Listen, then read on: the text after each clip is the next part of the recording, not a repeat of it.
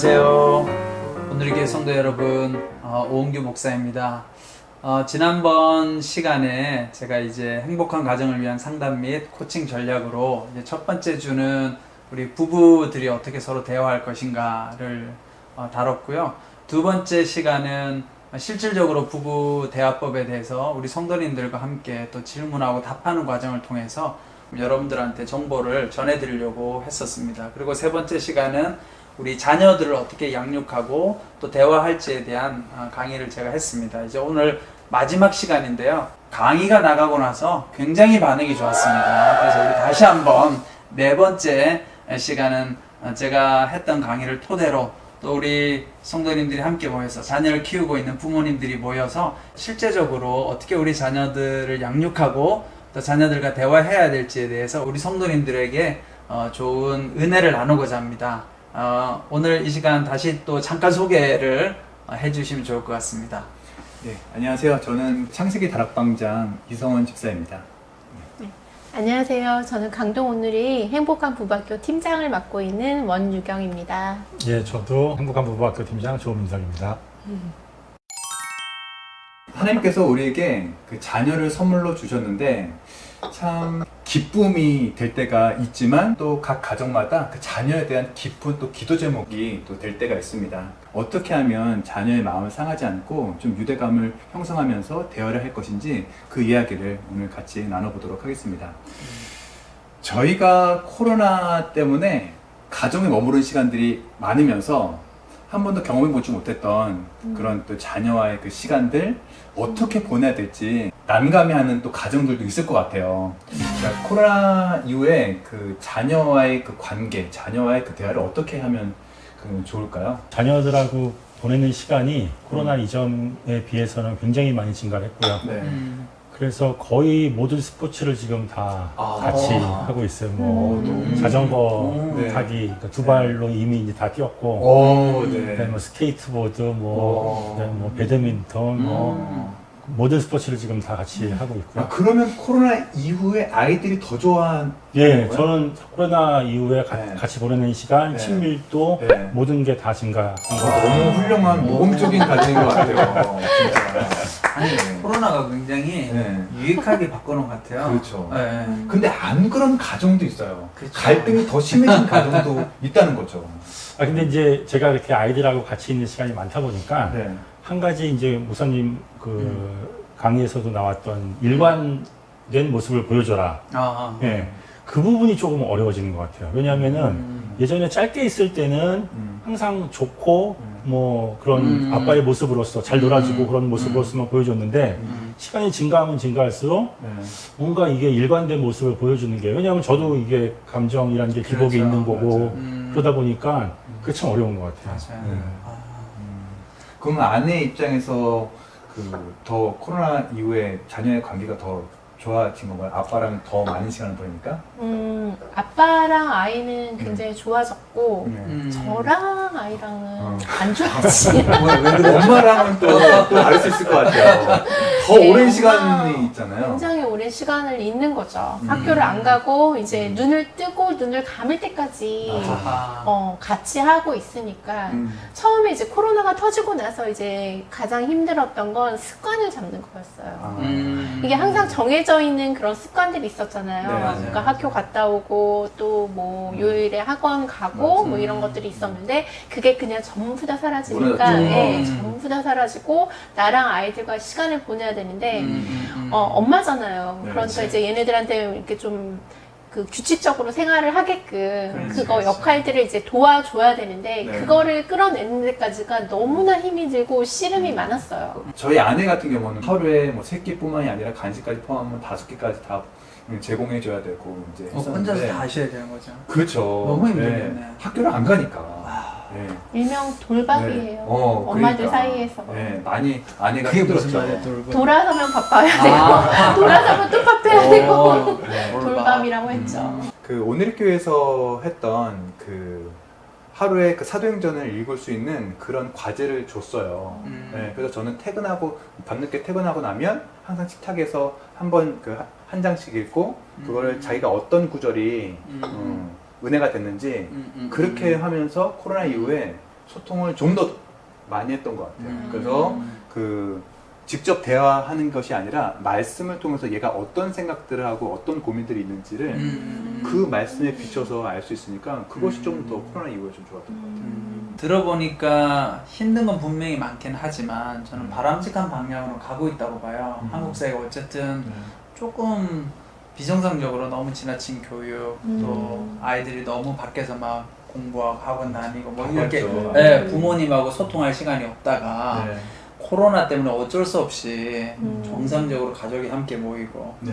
또 부모님들이 아이를 케어해야 되고 그래서 저는 지금 힘든 시간이지만 제가 두 분 이야기하는 거 들어보니까 아주 바람직하고 가야 될 방향이다. 부모님이 아이들하고 소통해서 가는 훈련을 해야 되는데 그걸 안 하고 이제까지는 학교에다가 보내서 알아서 할 거다.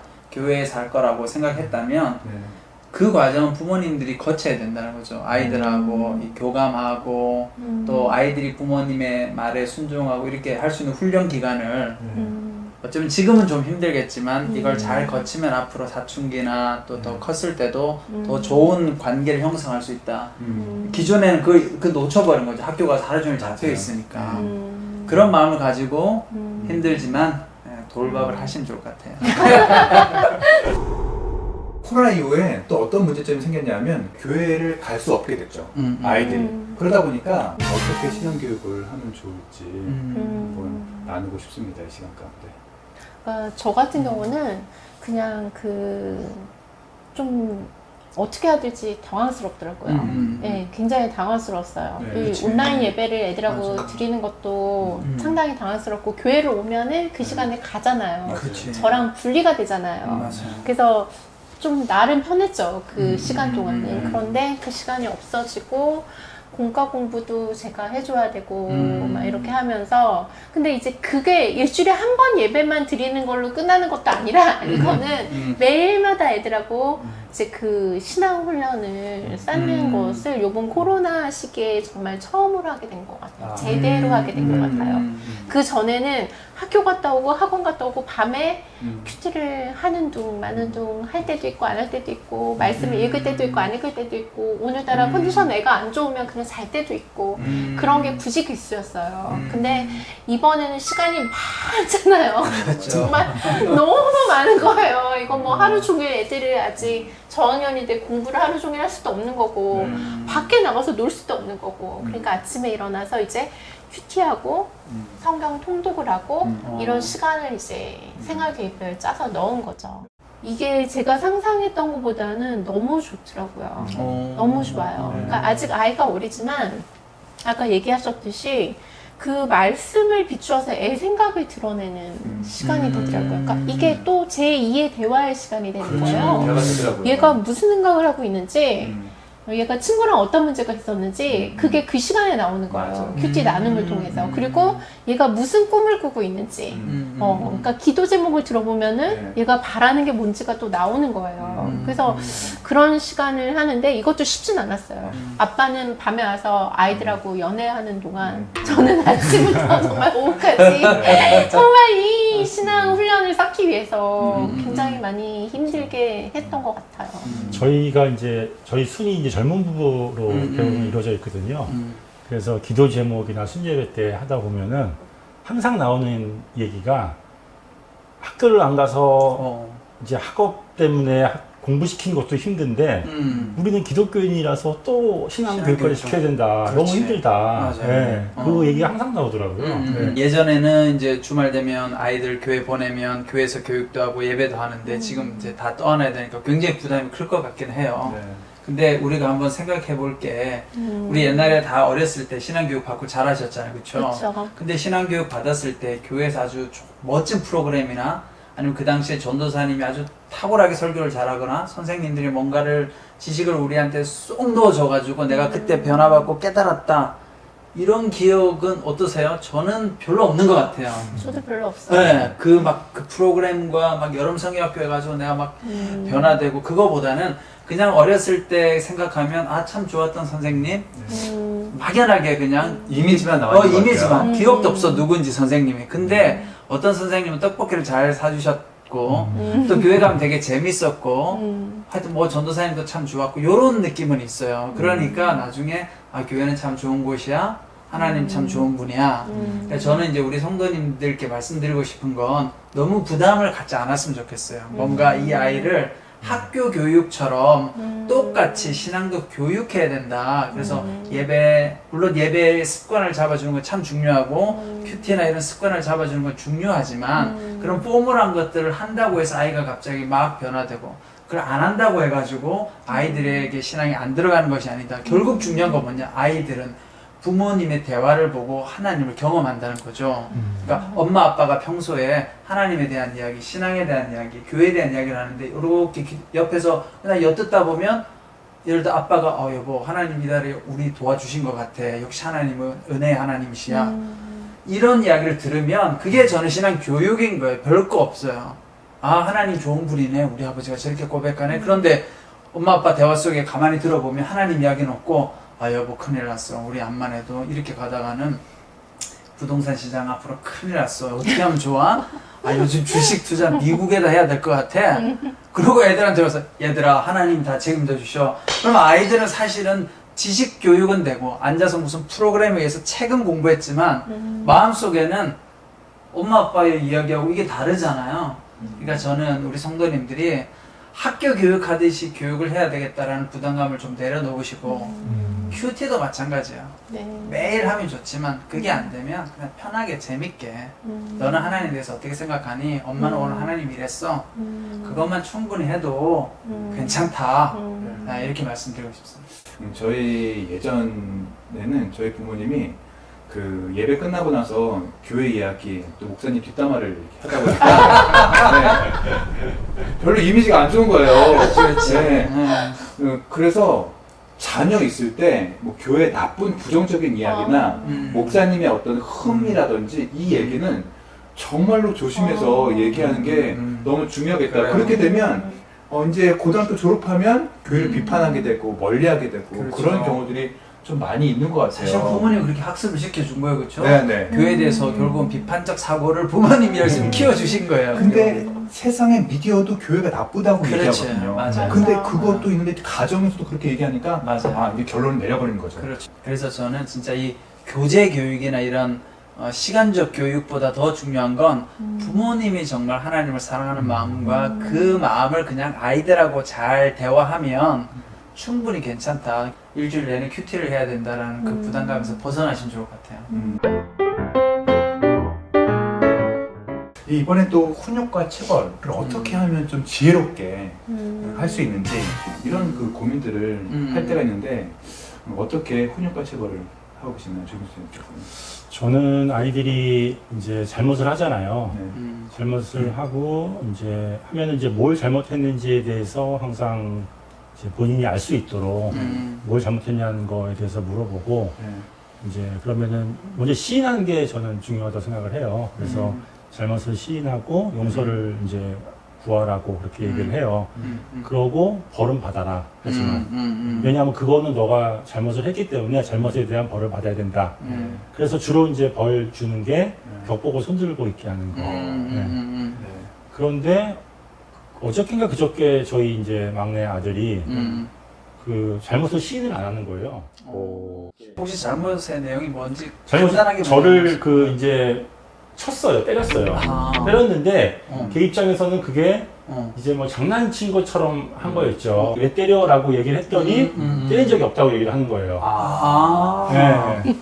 자기 때린 적이 없다고. 오, 집 때렸는데. 네. 아하. 그러니까 제가 처음부터 뭐 그렇게 한 게 아니고 왜 날 때렸냐 그랬더니 때린 적 없다. 그래서 이게 점점점 시작이 된 거죠. 그렇네요. 그래서 이제 이 싸움이 시작이 돼서 벽 보고 서 있어라. 그랬더니 벽 보고 서 있지 않겠다는 거예요.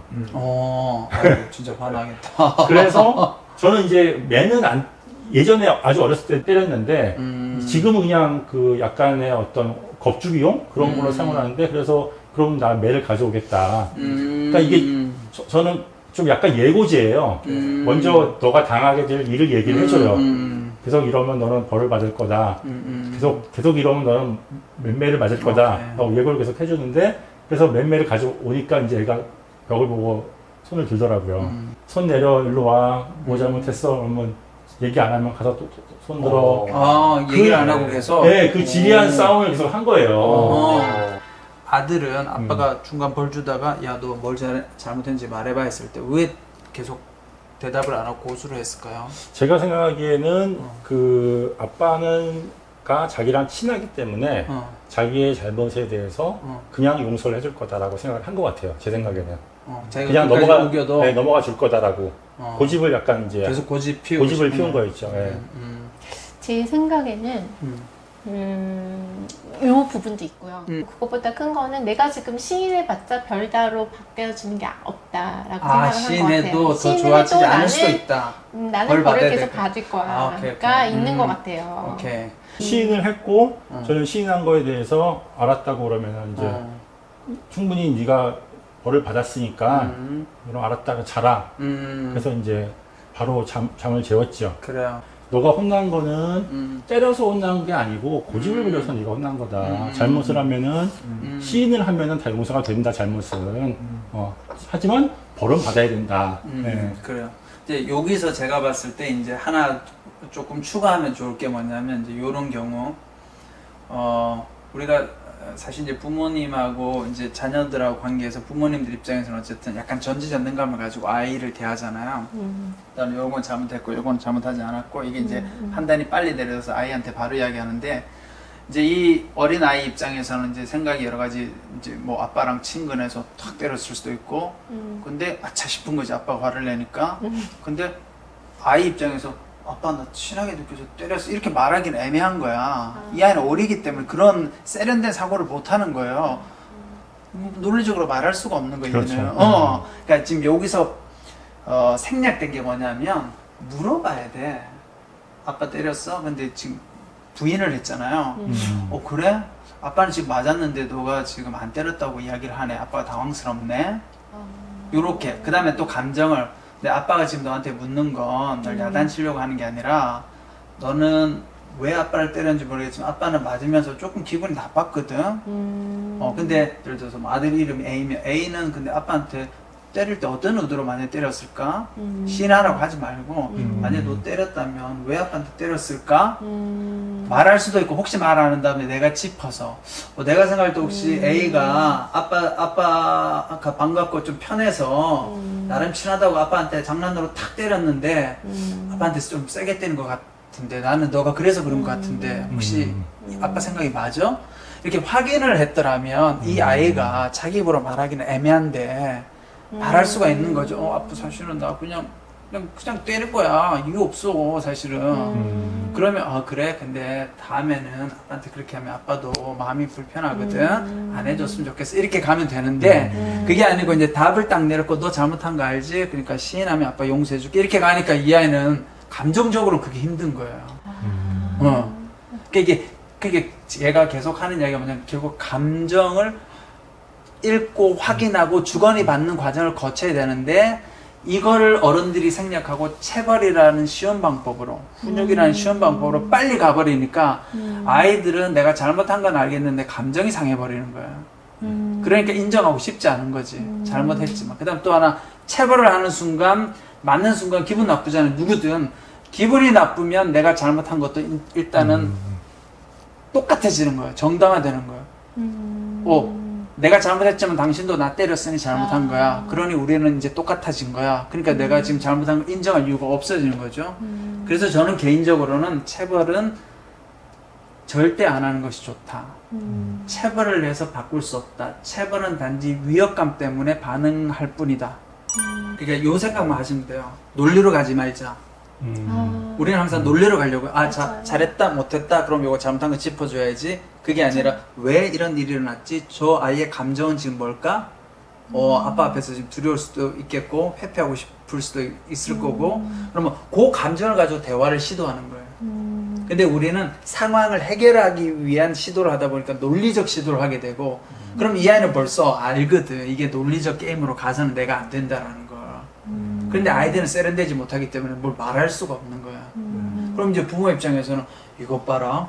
세상에 아빠를 떼놓고 이렇게 말도 안 되는 거짓말 안 해. 큰일 났네. 얘 지금 내가 똑바로 못 잡으면 야 나중에 거짓말쟁이 되겠구나 이제 이렇게 이제 비약해서 심각하게 나갈 수 있는 거죠. 그 목사님 말씀하신 그 체벌에 대한 거는 모든 체벌을 다 포함해서 아니 저는 말씀하시는 아까 건가요? 뭐 벽보고하고 이런 거는 할 수 있다고 봐요. 몸에 손을 대는 게 아니니까. 근데 이제 그 과정에 제가 아까 이야기했던 조금 더 절차 그걸 다루고 나서 그걸 시도하면 훨씬 더 효과가 더 빨랐을 거다. 그리고 그 아이가 빨리 인정했을 수도 있다. 그랬을 수 있을 것 같아요. 예. 네. 그 감정을 먼저 내가 그렇죠. 확인을 좀 했으면 누가 그런 감정이지만 결과론적으로 잘못한 거니까 잠시 벌은 받아야 돼. 이게 좋은 사례를 말씀해 주셨는데 너무 이런 것들을 저희가 잘 그 상황마다 잘 적용해야 될 것 같아요. 맞아요. 네. 상황들은 다 다르겠지만 맞아요. 비슷한 사례들이 정말 각 가정마다 너무 엄청 많을 많아요. 것 같아요. 너무 많아요.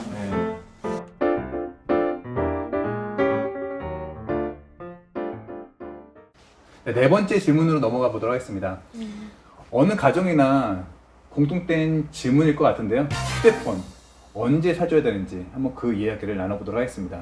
지금 자녀가 어떻게 되시나요? 저는 초등학교 3학년 네. 하고 이제 유치원. 그럼 초등학교 3학년 아이는 지금 스마트폰이 있나요?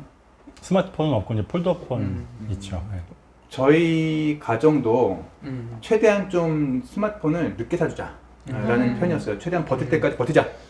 버텼어요. 근데 중학교 올라가다 보니까 학교에서 선생님들이 공지사항을 단체 카톡방에다 보내더라고요. 카톡을 쓰더라고요. 네. 그러다 보니까 어쩔 수 없이 엄마 거를 쓰다가 이게 뭐 어떻게 살 수가 그렇지, 없어서 맞아. 그때 이제 사주게 됐는데 저희 자녀들이 지금 고등학교 1학년, 중학교 2학년이고 그 다음에 초등학교 6학년인데 6학년은 아직까지 사주지 않고 있어요. 지금 폴더폰을 쓰고 있는데 네, 걔한테는 너는 고등학교 졸업한 다음에 사줄 거야 라를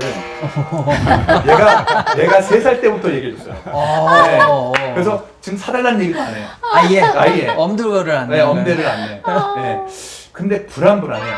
스마트폰을 늦게 사줘야 되는 이유 혹은 전쟁이 일어나는 내용이 뭐예요? 뭐 때문에 이렇게 걱정하고 염려하는 거죠? 시간을 너무 화려한다. 그렇죠. 스마트폰에. 네. 그리고 중독.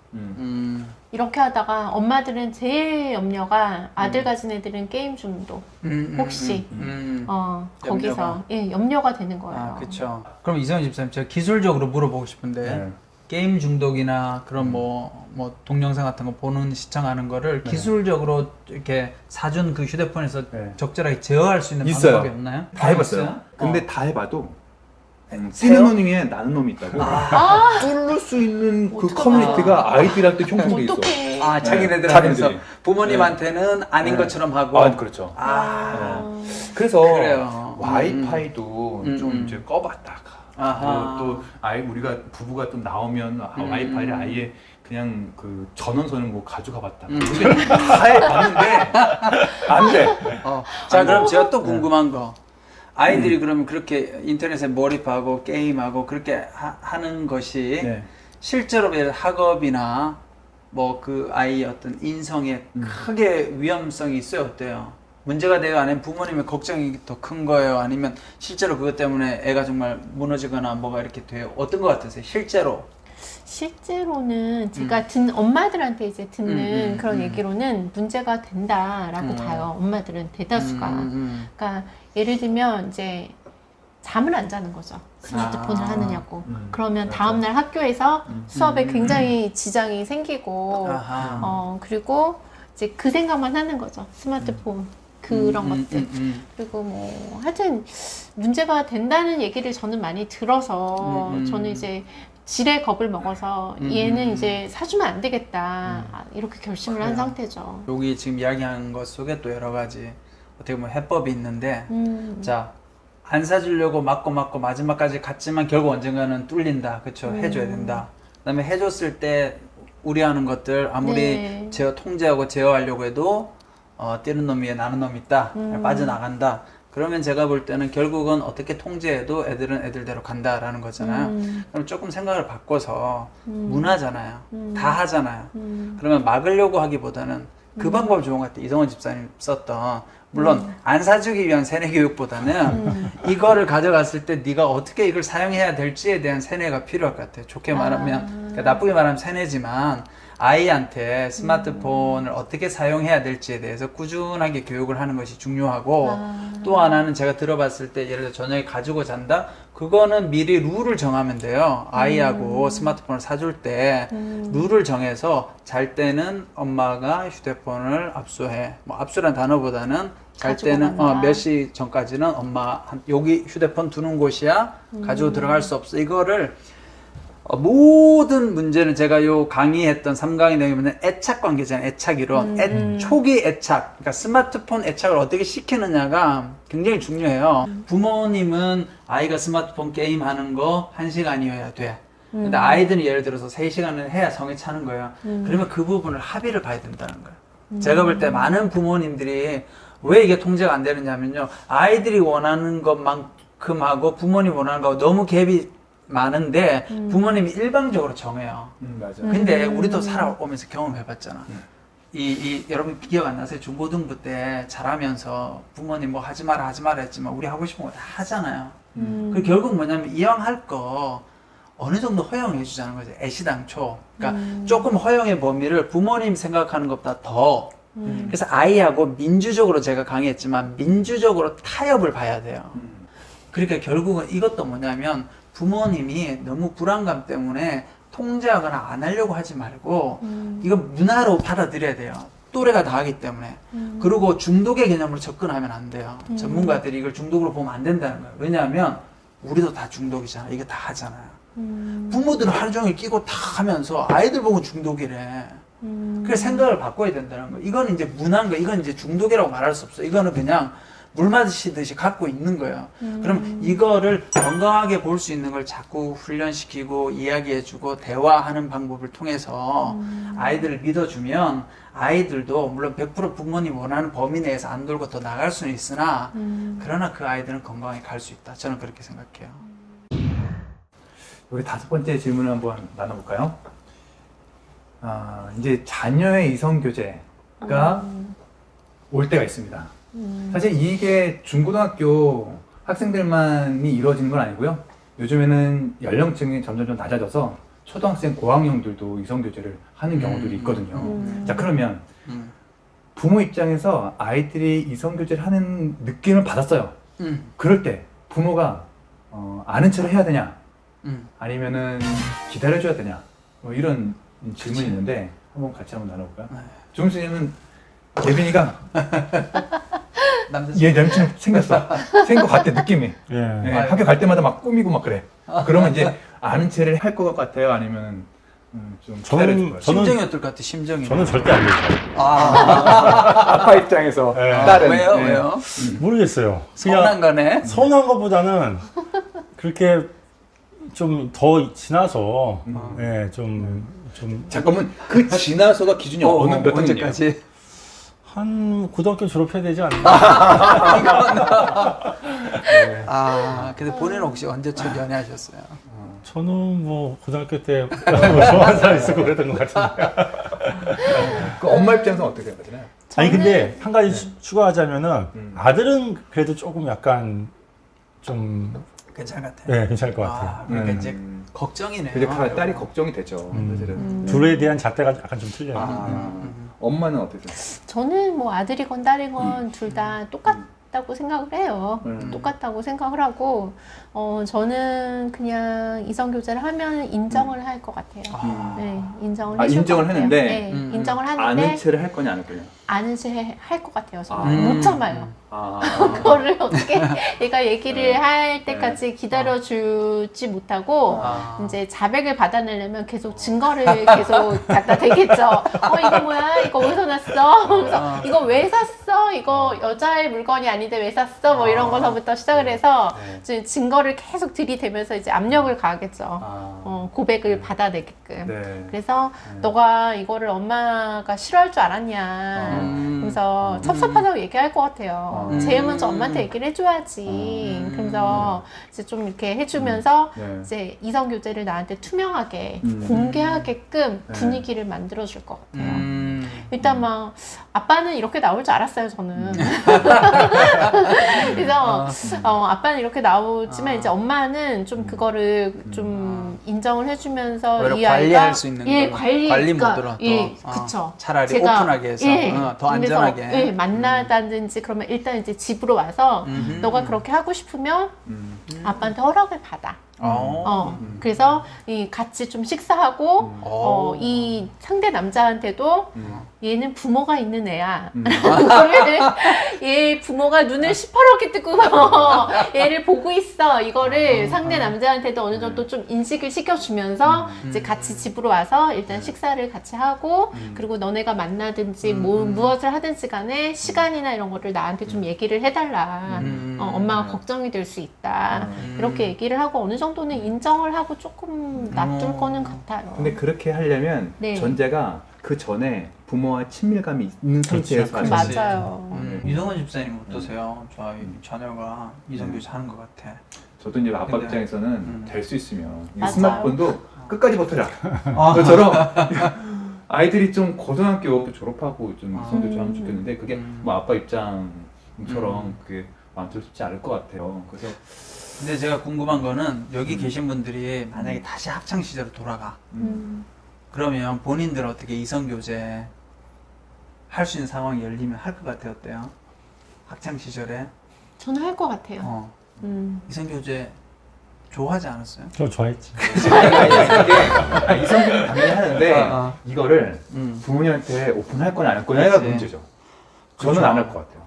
아, 부모님한테 네, 내가 얘기 안할 만난다는 것 거? 같아요. 네. 아, 왜 안 할 것 같으세요? 간섭이 심해질 것 같아. 그치. 아. 자유롭지가 못할 것 같아요. 음. 어떻게 하실 것 같아요? 부모님한테 저 이성교제 합니다. 딱 이렇게 자신 있게 말할 수 있어요? 저도 관리받는 걸 싫어하니까. 그럼요. 저도 싫을 것 같네요. 그러니까 우리가 참 우리 마음이 사실 아이들 마음인데 다시 이제 여기서 정리를 해보면 우리도 사실은 영원히 인간의 주제는 사랑이잖아요. 그쵸.